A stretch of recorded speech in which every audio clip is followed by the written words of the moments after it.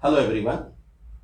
आज हम लोग एक नया सीरीज शुरू करने जा रहे हैं और इसके तहत अपने कुछ पुराने स्टूडेंट्स से बात करेंगे और बातचीत के क्रम में ये जानने की कोशिश करेंगे कि प्री बोर्ड एग्जाम के बाद बोर्ड एग्जामिनेशन तक हमें क्या करना चाहिए और क्या नहीं करना चाहिए, और जो करना चाहिए वो कैसे करना चाहिए, ताकि हमारा परफॉर्मेंस हमारे एक्सपेक्टेशन से थोड़ा अच्छा रहे, हमें भी खुशी मिले, हमारे पेरेंट्स को भी खुशी मिले और हमारे स्कूल और हमारे टीचर्स को भी खुशी मिले। ऐसा हमारा प्रयास है। इसी क्रम में हम लोगों ने यह डिसीजन लिया कि एक एक करके हर सब्जेक्ट के ऊपर हम चर्चा करेंगे। इसी चर्चा के क्रम में आज हम लोगों के साथ हैं नीलांश काबरा। सबसे पहले मैं नीलांश के बारे में आप लोगों को थोड़ा सा बता दूं। हालांकि बताने को बहुत कुछ है, लेकिन थोड़ा ही बताना यहाँ पे ज़्यादा ठीक है। वो ये है कि नीलांश ने सीबीएसई बोर्ड एग्जाम में 99% मार्क्स लाया था। मतलब 99 का चक्कर, थोड़ा और कोशिश किए होते तो 100% हो सकता था। लेकिन नीलांश का कहना है कि सर कुछ तो स्कोप रहना चाहिए जिससे हम मोटिवेट होकर और ज़्यादा पढ़ाई करें अच्छे से, इसलिए मैं इसमें बहुत खुश हूँ। तो जाहिर है हम सब भी बहुत खुश हैं नीलांश के लिए। बात करेंगे मैथमेटिक्स की तैयारी कैसे की जाए ताकि हम ज़्यादा से ज़्यादा स्कोर कर सकें। बात हम करेंगे नीलांश के साथ, लेकिन पहले हम ये जान लें कि नीलांश ने खुद सीबीएसई बोर्ड एग्जाम में क्या किया था। नीलांश, सबसे पहले आप अपने बारे में थोड़ा बताइए। Hello everyone, I am Neelansh Kabra. I am high school senior and मैंने क्लास 10 बोर्ड एग्जामिनेशंस मार्च और फरवरी 2019 में दी थी। मैंने इंग्लिश में 98 स्कोर किया, साइंस में 98 स्कोर किया, सोशल साइंसेज में 99 और मैथमेटिक्स एंड संस्कृत में 100 आउट ऑफ 100 और मेरा एग्रीगेट परसेंटेज था 99। मतलब नीलांश ने खुद ही ये बात को एक्सेप्ट किया है कि 99 का चक्कर था। लेकिन 99% आने के बाद वो 1% जो आपका छूटा, उसके लिए कोई मलाल या उससे कुछ सीखने को मिला? सर, ये बात मुझे सीखने मिली कि there is always a scope of improvement. आप अपने आप को हमेशा बेटर कर सकते हैं एंड कभी भी आपको ओवर कॉन्फिडेंट नहीं होना चाहिए अपने रिजल्ट्स पे। ये बहुत अच्छी बात नीलांश ने कही।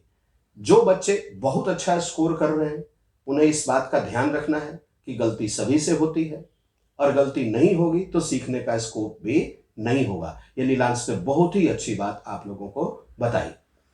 सबसे पहले आप बोर्ड एस्पायरेंट्स को ये बताइए कि प्री बोर्ड एग्जाम के बाद मैथमेटिक्स के लिए उन्हें क्या करना चाहिए बोर्ड एग्जाम तक। देखिए, मैं आपको अपने पर्सनल एक्सपीरियंस से बता रहा हूँ कि pre board examinations they were N eye opener for me. मैं उसके पहले तक बस चैप्टर रीडिंग कर लेता था, क्वेश्चंस को सोल्यूशंस देख लेता था और समझता था कि मुझे सब आता है। बट जब एग्जामिनेशंस हुई, मैं एग्ज़ाम दिया पूरे 3 आवर्स की एग्ज़ाम फुल सिलेबस के साथ, तब समझ आया कि मेरी तैयारी तो बिल्कुल नहीं हुई है। And after pre board examinations, board exam तक हमें जो 1.5 मंथ का टाइम मिलता है प्रिपरेटरी लीव, तब मैंने सिर्फ क्वेश्चन सॉल्व किए, प्रीवियस ईयर पेपर सॉल्व किए और हैंड रिटन वर्क किया। नथिंग ओरल, क्योंकि आप मैथमेटिक्स कर रहे हैं, यहाँ पर आप कोई सिली एरर्स की गुंजाइश नहीं रख सकते अगर आपको फुल स्कोर करना है। तो प्री बोर्ड्स के बाद आप अपने बोर्ड एग्जामिनेशंस तक जितने previous year papers, sample question papers और मैथमेटिक्स के क्वेश्चंस की हैंड रिटन प्रैक्टिस, नोट्स बना के क्वेश्चन सॉल्व करके कर सकें, that will be the best thing to do. अच्छा, ये बहुत अच्छा पॉइंट इन्होंने रखा है कि जितना ज़्यादा आप रिटन प्रैक्टिस करेंगे उतना ही आपको फायदा होगा। एक बात का ध्यान रखना है, कई बार जब हम लोग मैथमेटिक्स की तैयारी कर रहे होते हैं तो मैंने भी कई स्टूडेंट्स को देखा है, हालांकि मैथ्स मेरा सब्जेक्ट नहीं है, लेकिन मैंने ये देखा है, पाया है कि बच्चे क्या करते हैं कि एक्सरसाइज निकाला, क्वेश्चन नंबर 1, अरे ये तो आता है, ये तो आता है, ये तो आता है, ये तो आता है, और जब एग्जाम में आया वही, तो ये कहाँ से आ गया है ना? एकदम सही बात। हाँ, सर, तो इस दृष्टि से आप थोड़ा ये समझाइए कि अगर जो हम मैथ्स की रिटन प्रैक्टिस करें और उसमें अगर कहीं कोई दुविधा आती है तो किसी क्लासमेट से कंसल्ट करना ज़्यादा ठीक है या किसी सब्जेक्ट टीचर से कंसल्ट करना ज़्यादा ठीक है? आई पर्सनली फील कि एग्ज़ाम के दिन तो आप खुद ही पेपर लिखेंगे। आप खुद ट्राई करिए क्वेश्चन को सॉल्व करने का 2 बार 3 बार, और फिर भी ना हो तो आई वुड सजेस्ट कि आप टीचर के पास जाइए अपने, उनसे समझिए कि कॉन्सेप्ट क्या है क्वेश्चन के पीछे, क्या लॉजिक्स लगाए गए हैं, क्या फॉर्मूले सही अप्लाई होते हैं। एंड सब्जेक्ट टीचर से कंसल्ट करना will be the best thing. मैं खुद वही किया था। अच्छा, तो इन्होंने अपना राज भी बताया धीरे से कि जब इनको कोई बात समझ में नहीं आती थी, पहले तो ये है कि आपसे कोई अगर क्वेश्चन नहीं बन रहा है तो उसको 2 बार कोशिश कीजिए, 3 बार कोशिश कीजिए, लेकिन हर बार किसी अलग तरीके से कोशिश कीजिए, ठीक है? और जब आप कोशिश करते हैं, क्या पता बन जाए, बन जाएगा तो शायद आपसे खुश कोई और नहीं दिखेगा वहां, और अगर नहीं बना तो हार मानने की जरूरत नहीं है। नीलांश का कहना है कि ऐसे कंडीशन में आप अपने कंसर्न मैथ्स टीचर से बात कीजिए, वो आपको बिल्कुल सही रास्ता बताएंगे, और तब आपको रियलाइज होगा कि अरे हमने इस डायरेक्शन में क्यों नहीं सोचा, ठीक है? तो आप अच्छे से सीख पाएंगे। नीलांश, ये तो हो गया कि मैथ्स की तैयारी प्री बोर्ड से बोर्ड एग्जाम तक के बीच में कैसे करना चाहिए, ये आपने बहुत अच्छे से बताया, और मुझे लगता है कि सभी को ये करना भी चाहिए।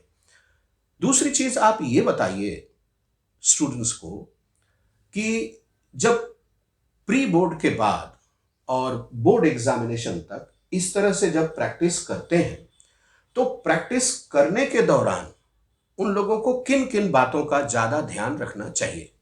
क्या सिर्फ एनसीईआरटी की बुक से प्रैक्टिस करना ठीक है, या कोई अदर बुक्स को भी इनको प्रिफर करना चाहिए? मैं आपको एकदम ट्रुथफुली कह रहा हूँ, एनसीईआरटी के बाहर आपको प्रिपरेशन करने की कोई ज़रूरत नहीं है।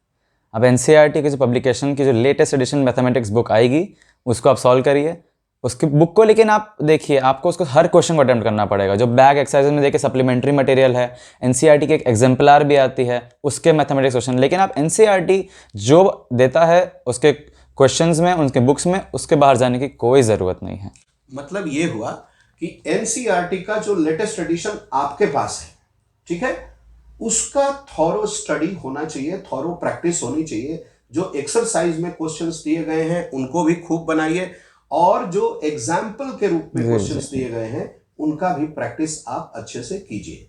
मैथमेटिक्स में मैंने एक बहुत स्ट्रेंज हैबिट देखा है स्टूडेंट्स में, आपने भी अपने मित्रों में देखा होगा कि जैसे वो क्वेश्चन पढ़ते हैं, पढ़ने के बाद 2-3 स्टेप सॉल्व करने के बाद वो फटाफट पीछे जाते हैं आंसर देखने के लिए कि आंसर कितना आ रहा है। ये आदत कितना नुकसान करती है और ये आदत कितना फायदा करती है, दोनों बताइए। ये आदत नुकसान ही नुकसान करती है, पर्सनली मेरे हिसाब से नुकसान करती है। नीलांश बताएंगे कैसे नुकसान करती है? देखिए मैं ये खुद बहुत करता था पर्सनली मैं तो ऐसा था कि क्योंकि मुझे ऐसा था कि भाई मेरे तो सारे आंसर सही होने चाहिए, तो कई बार जब बहुत कैलकुलेशन वाले आंसर होते थे, वॉल्यूम निकालना है, सरफेस एरिया निकालना है, तो वो सब तो मैं सीधा आंसर देख लेता था बैक ऐसे से।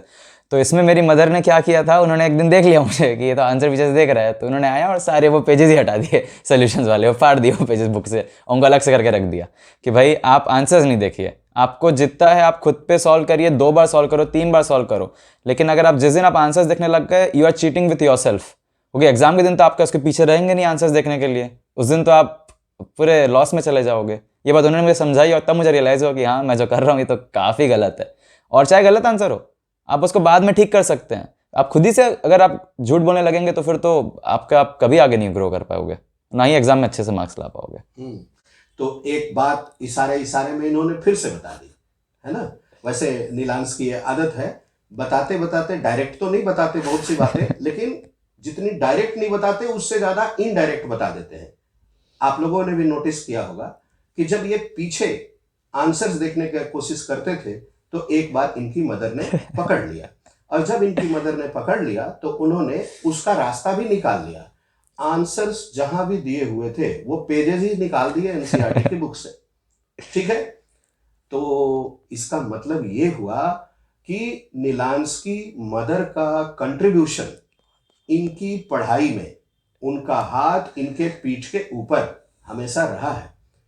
थोड़ा इस बारे में भी नीलांश आप जरूर हमारे स्टूडेंट्स को बताइए और उन्हीं के थ्रू हम अपने स्टूडेंट्स के जो पेरेंट्स हैं उनको भी ये मैसेज दे सकें कि बच्चों को कैसे वो सपोर्ट कर सकते हैं।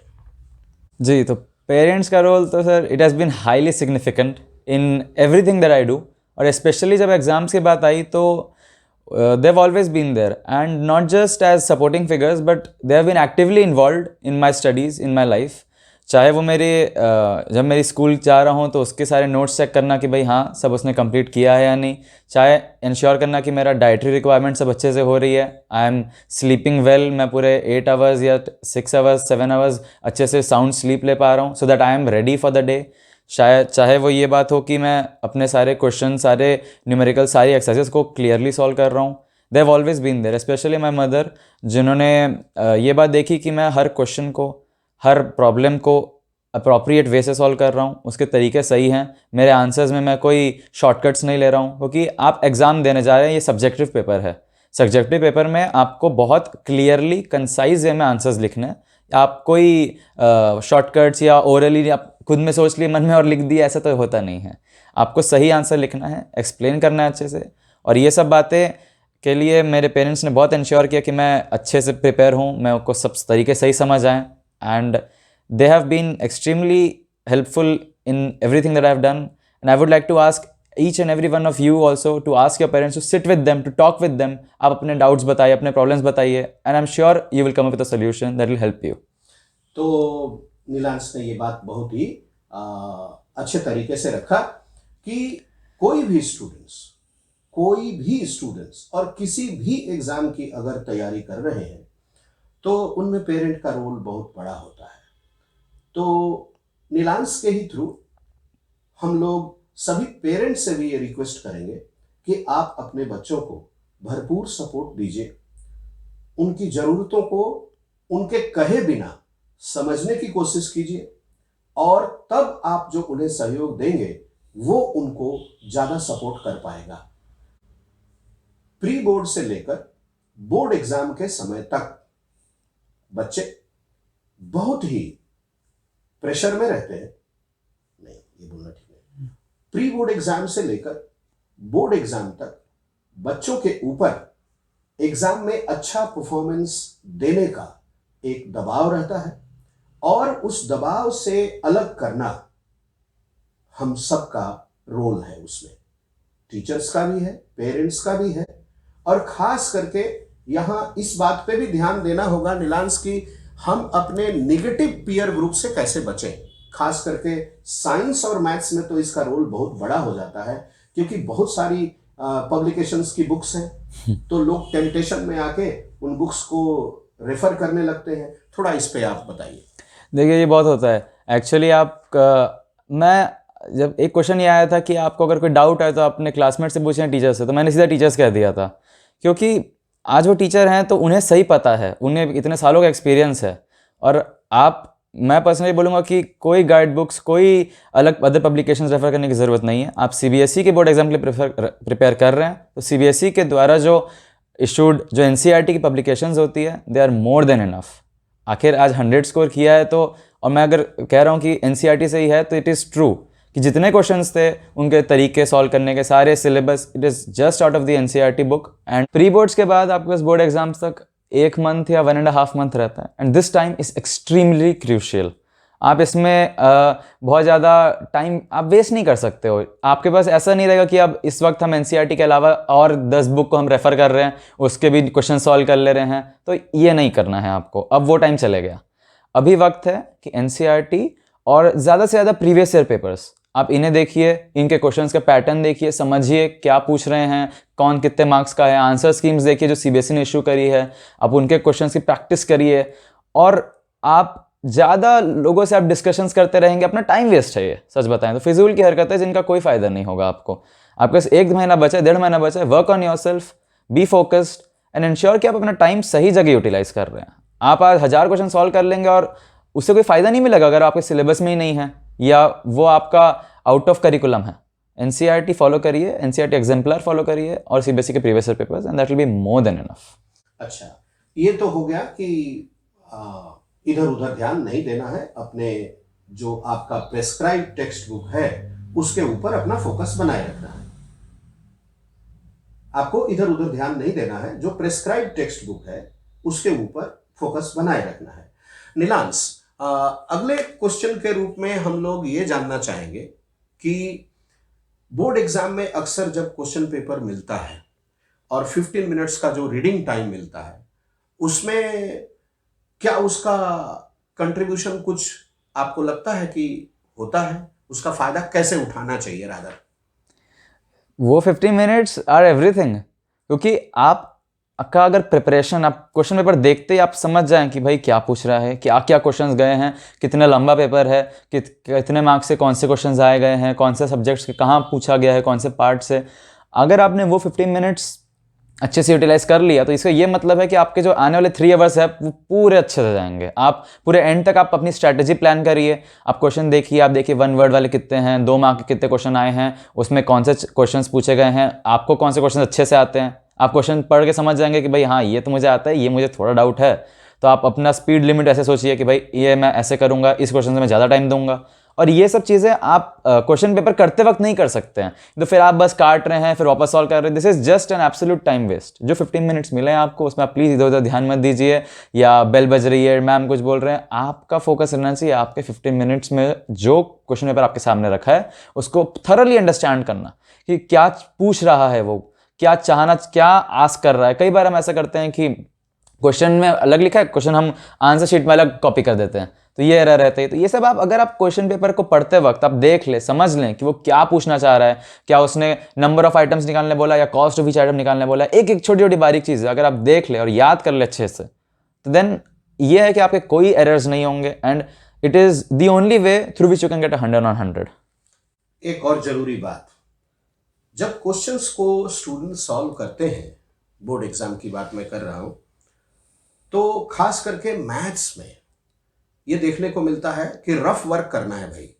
तो ये रफ वर्क जिस पेज पे आप आंसर सॉल्व कर रहे हैं वही करना चाहिए राइट हैंड साइड में, या किसी और पेज पे लास्ट में सॉल्व करना चाहिए? कौन सा तरीका ठीक रहता है, ज्यादा कन्वीनियंट कौन सा है?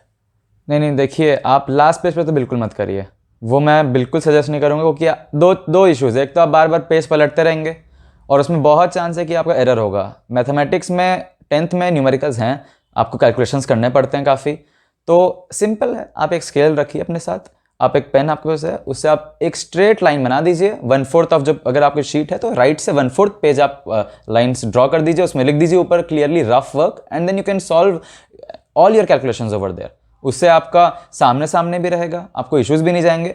और वो बात अगर आप सामने रखते हैं तो सबके लिए आसान रहेगा, आपके खुद के लिए। आप जब भी कोई रीचेक करना रहेगा आपको, आप जब पेपर फिनिश कर लेते हो, आपको लगता है कि हमें हमारा न्यूमेरिकल के आंसर्स को रीचेक करना है, तो आप जब देख सकते हो ना हमने क्या कैलकुलेशन किया है। नहीं तो अगर आप पीछे एक ही पेज में सारे क्वेश्चन सॉल्व कर देंगे तो आप कहाँ ढूंढते रहोगे? It will be very clumsy and clumsiness leads to errors. तो नीलांश ने ये बहुत अच्छी बात बताई कि जैसे आपने लेफ्ट हैंड साइड में मार्जिन दिया है जहां पे आपने आंसर नंबर लिखा है, उसी तरह से आप राइट हैंड साइड में भी मार्जिन दीजिए, और उसी राइट हैंड साइड के मार्जिन में टॉप पर लिख दीजिए रफ वर्क, और आंसर के पैरेलल रफ वर्क करते चलिए। तो वो आपके लिए भी जब आप एंड में रिव्यू करेंगे तो आसान रहेगा, और जो लोग आपकी कॉपी को इवैल्यूएट करेंगे उनके लिए भी आसान रहेगा कि हाँ ये स्टूडेंट ने सॉल्व किया है, ये यहाँ पे इसका रफ वर्क है, बिल्कुल सही है।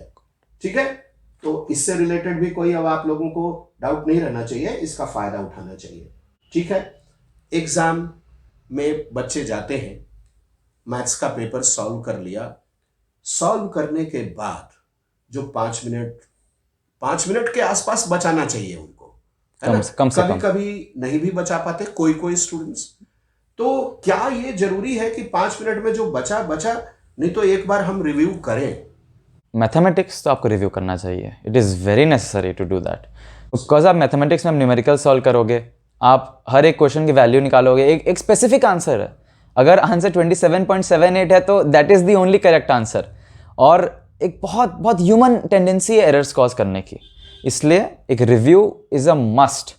एक बार बस, it doesn't take more than 3 to 4 minutes सारे क्वेश्चंस को रिव्यू करने के लिए। अगर आपने अच्छे सॉल्व किया है, आपका प्रिपरेशन अच्छा है, पेपर अच्छा गया है, तो आपको 2 से 4 मिनट के अंदर आप पूरे क्वेश्चंस को रिव्यू कर सकते हैं, और अगर आपने सब कैलकुलेशन बाजू में की हुई, आप देख भी सकते हैं कि हाँ हमने सही कैलकुलेशन करी है या नहीं, आप वहीं चेक कर लीजिए।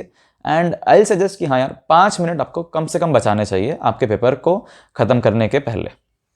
ये बहुत अच्छा पॉइंट नीलांश ने रखा है कि आप कोशिश कीजिए, और ये तभी हो सकता है जब आप शुरू के 15 मिनट्स का जो रीडिंग टाइम है उसका अच्छे से यूज करें। वो आपकी प्लानिंग हो गई और 3 घंटे में आपने उसको एग्जीक्यूट किया, लास्ट में 5 मिनट बचा लिए और रिव्यू कर लिए। कभी कभी ऐसा होता है कि लिखा है 352 और उसको हम 325 लिख करके और आगे बढ़ते रहते हैं, क्वेश्चन को सॉल्व भी कर लेते हैं, लेकिन वो तो गलत हो गया पूरा। आपने गलती की नहीं कहीं भी, सिर्फ डिजिट गलत लिख दिया, बाकी सब आपका प्रोसेस सही था, लेकिन मार्क्स तो उसमें नहीं मिलेगा।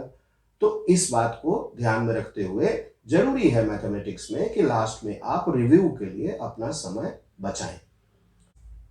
आखिरी बात, प्री बोर्ड से लेकर बोर्ड एग्जाम तक इस बात की एक जरूरत महसूस होती है कि हमारा डाइट कैसा होना चाहिए, क्या हमें अपने हॉबीज को कंटिन्यू रखना चाहिए या छोड़ देना चाहिए। ठीक है, इसमें भी थोड़ा जान लेते हैं नीलांश इसके बारे में। देखिए प्री बोर्ड्स के बाद से लेकर बोर्ड्स तक का टाइम आपके लिए क्रूशियल है, लेकिन इसमें यह भी है कि स्ट्रेस काफ़ी रहता है, आपके पास एक्सपेक्टेशंस रहती है, खुद से एक्सपेक्टेशंस है आपकी, आपको बहुत सारा सिलेबस कवर करना रहता है, सारा रिवीजन करना रहता है, आपने जो एरर्स किए हैं प्री बोर्ड में उनको आपको ठीक करना रहता है, अपने कुछ डाउट्स है कॉन्सेप्ट्स क्लियर करना रहता है, काफ़ी चीज़ें रहती है और काफ़ी कम टाइम रहता है। बट इसका ये मतलब नहीं है कि आप अपने सब चीज़ें छोड़ दें और बस कमरे में बैठ के पढ़ रहे हैं, नहीं, बिकॉज प्रोडक्टिविटी आपकी ख़त्म हो जाएगी। आई विल सजेस्ट कि मैं personally I love to swim, और मैंने बोर्ड एग्ज़ाम तक, इनफैक्ट बोर्ड एग्ज़ाम के वक्त भी स्विमिंग किया है। और चाहे हाफ आवर के लिए करिए, अगर आप 1 घंटे के लिए कोई भी चीज़ करते हैं, पूरे 1 घंटे आप मत करिए ना। आपको कुछ पसंद है, आपको बैडमिंटन खेलना पसंद है, आपको शाम को रनिंग करना पसंद है, कुछ स्पोर्ट्स पसंद है, कोई भी एक्टिविटी अगर आप 1 घंटा करते थे पहले या 2 घंटे करते थे, आप टाइम कम करिए। लेकिन प्लीज़ किसी चीज़ को बंद ऐसे मत कर दीजिए अचानक से, बिकॉज अगर आप मेंटली स्ट्रेस में आ गए देन आपका रिजल्ट्स बहुत डिटोरिएट होंगे। जो आपकी हॉबीज हैं और उनका आप ख्याल रखिए, उतना समय उनको मत दीजिए, थोड़ा उनसे उधार ले लीजिए समय और प्रिपरेशन में लगा दीजिए, लेकिन उनको बिल्कुल समय नहीं देंगे तो आप तनाव में आएंगे, और अगर उनको थोड़ा समय देंगे तो आप तनाव से मुक्त होंगे, आप अच्छा से अच्छा परफॉर्मेंस दे पाएंगे। ये एक्टिविटीज ही आपको रिफ्रेश करती रहेगी। ठीक है क्या नीलांश, ऐसा ही है? एकदम सही सर, आप रिफ्रेश होंगे, आप मेंटली रिलैक्स होंगे, आप you are ready again to do your best and work hard. वरना अगर आप 6 घंटे 8 घंटे लगातार पढ़ रहे हैं तो it becomes very difficult to gain the same level of concentration and get that same focus. इसलिए ये activities sir I will suggest that everyone should follow at least half hour और 15-20 minutes of relaxation and break. Okay, तो my dear students, ये चर्चा हम लोगों की नीलांश काबरा के साथ रही।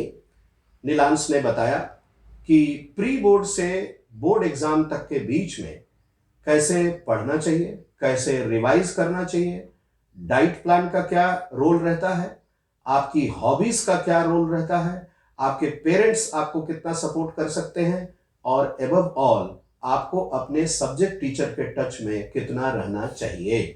ठीक है, एग्जाम के समय में आपको क्वेश्चन पेपर पढ़ने का कितना इंपॉर्टेंस है, रफ वर्क कैसे करना चाहिए, कहां पर करना चाहिए, और लास्ट में 5 मिनट जरूर बचाना चाहिए ताकि आप रिवीजन अच्छे से कर सकें।